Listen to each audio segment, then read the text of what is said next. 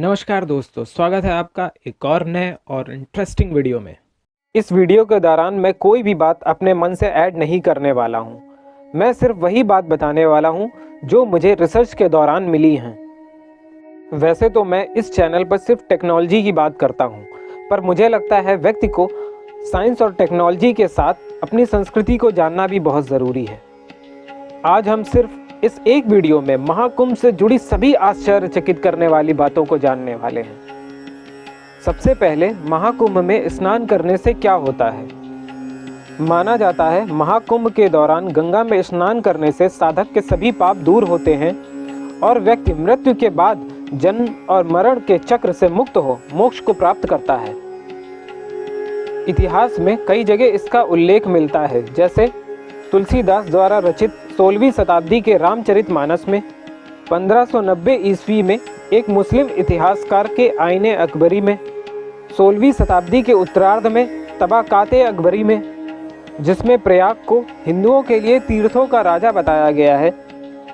इसमें इस बात का भी उल्लेख मिलता है कि देश के सभी हिस्सों से हिंदुओं के विभिन्न वर्ग इतनी संख्या में स्नान करने आते थे कि आसपास के जंगल और मैदान भी उन्हें नहीं रोक पाते थे। इस त्यौहार का श्रेय पारंपरिक रूप से 8वीं शताब्दी के हिंदू दार्शनिक संत आदि शंकराचार्य को दिया जाता है। कुंभ मेला मुख्य 5 प्रकार के होते हैं।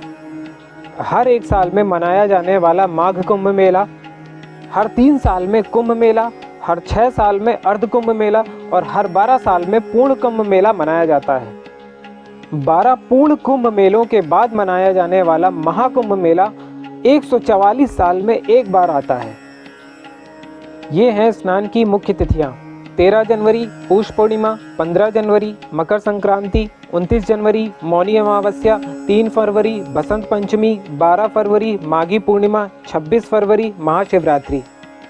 कुंभ का अर्थ होता है घड़ा और मेला का अर्थ होता है जहां पर कई सारे लोग एक स्थान पर एकत्रित होते हैं। पिछला महाकुंभ 1881 में हुआ था, मतलब आपके परदादा के बचपन में हुआ होगा। अगला महाकुंभ 2169 में होने वाला है। वैसे तो इसके पीछे कई पौराणिक कथाएं प्रचलित हैं, पर उनमें जो प्रमुख है वो ये है। माना जाता है कि दुर्वासा ऋषि के श्राप देने पर जब देव दैत्यों से हारने लगे, तब वे सहायता लेने भगवान विष्णु के पास पहुंचे। तब भगवान विष्णु ने सलाह दी कि समुद्र मंथन पर जो अमृत निकलेगा उसको पीने के बाद ही तुम्हारी दैत्यों पर विजय संभव है। पर समुद्र मंथन करना इतना आसान नहीं था, इसलिए देवों को दैत्यों का सहारा लेना पड़ा अमृत का लालच देकर। फिर समुद्र मंथन हुआ और उससे अमृत कुंभ निकला। पर अगर यह अमृत कुंभ दैत्यों के हाथ लग जाता तो तीनों लोक में हाहाकार मच जाता। फिर देवराज इंद्र के पुत्र जयंत दैत्यों से बचाने के लिए उस अमृत कुंभ को लेकर भाग निकले। इस दौरान देवों और दैत्यों में बहुत घमासान युद्ध भी हुआ और जयंत को 12 दिन लग गए अमृत कुंभ को धरती से लेकर देवलोक पहुंचने में। और 12 दिन मतलब देवताओं के 12 दिन, जो कि पृथ्वी पर एक दिन 1 साल के बराबर होता है। इस दौरान 12 जगहों पर अमृत की बूंदें गिरी, 8 देवलोक पर और 4 धरती पर। और धरती पर जिन 4 स्थानों पर ये बूंदें गिरी वो हैं हरिद्वार, प्रयागराज, उज्जैन और नासिक। और इन्हीं स्थानों पर हर 12 साल में एक बार पूर्ण कुंभ मनाया जाता है। कुंभ मेला की स्थान और तारीख नक्षत्रों से तय होती है, लेकिन पूर्ण कुंभ और महाकुंभ सिर्फ प्रयागराज के संगम तट पर ही मनाया जाता है। इतिहासकार और जीवनीकार शराफ अद-दीन अली यजदी के अनुसार तैमूर जैसे कुछ क्रूर हमलावर भी रहे हैं जिन्होंने हरिद्वार को लूटा है और एकत्रित तीर्थयात्रियों का कत्लेआम भी किया है। कुंभ में सबसे पहले नागा साधु स्नान करते हैं, फिर संत समाज, फिर गृहस्थ लोग स्नान करते हैं। कुंभ के पावन अवसर पर पूरे देश से नागा साधु एकत्रित होकर स्नान करते हैं। आम दिनों में ये कहाँ रहते हैं, क्या खाते हैं, कोई नहीं जानता। मान्यता ये भी है कि नागा साधु शास्त्रों के साथ शस्त्रों के प्रयोग में भी निपुण होते हैं।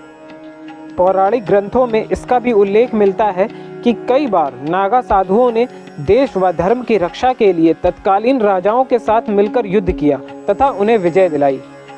इसलिए उनको सम्मान देने के लिए कुंभ में सबसे पहले स्नान का अधिकार दिया गया है, जिसे शाही स्नान के नाम से भी जानते हैं, जो प्रथा आज भी प्रचलित है।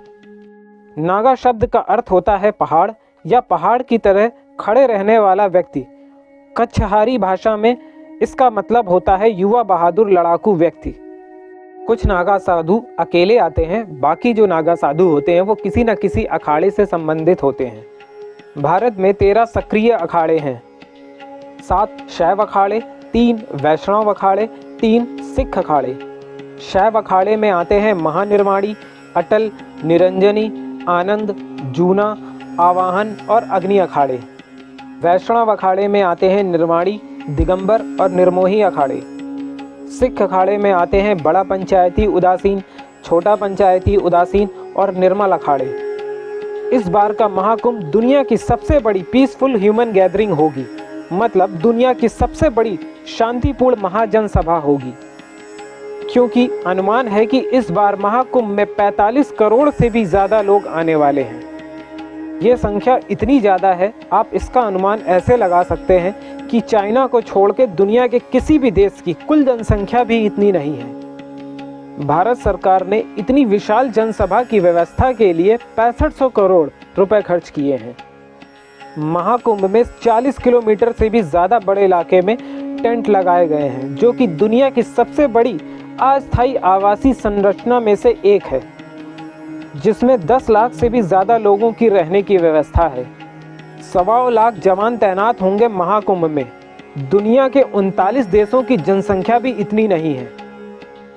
30 टेम्परेरी पुल बनाए गए हैं, 1.5 लाख टॉयलेट्स बनाए गए हैं, जिसके लिए लगभग 10,000 सफाई कर्मचारी तैनात किए गए हैं। 67,000 स्ट्रीट लाइट्स लगाई गई हैं। लगभग 400 किलोमीटर टेम्परेरी रोड्स बनाई गई हैं।